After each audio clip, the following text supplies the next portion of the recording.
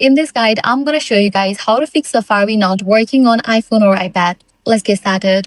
First, make sure you have stable internet connection. To check that, launch your settings. Click on the option Wi-Fi. Click on the Wi-Fi network you are connected to. Forget this network, you will press restart your Wi-Fi and then rejoin it. Likewise, head back. You can switch between networks, Wi-Fi and cellular data. Next, restart Safari. So close this. Launch a Safari browser, swipe up from the bottom of the screen or double press the home button on older iPhones to see your open apps. Swipe up on Safari to close it completely.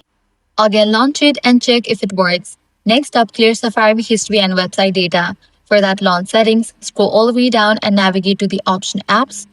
From the list of apps, find Safari and launch it. Now scroll down and head over to the option clear history and website data. Click on that. Now check in for the option all history, click on all profiles, enable for the option close all tabs and then click on clear history. Then find the option content blockers. Disable them and try reloading your page. Next up, update your iOS. For that, head back, navigate to the option general, click on the option software update. If any updates are available, just update your software to its latest version. Lastly, reset network settings. For that, head back, scroll all the way down, click on transfer, reset iPhone.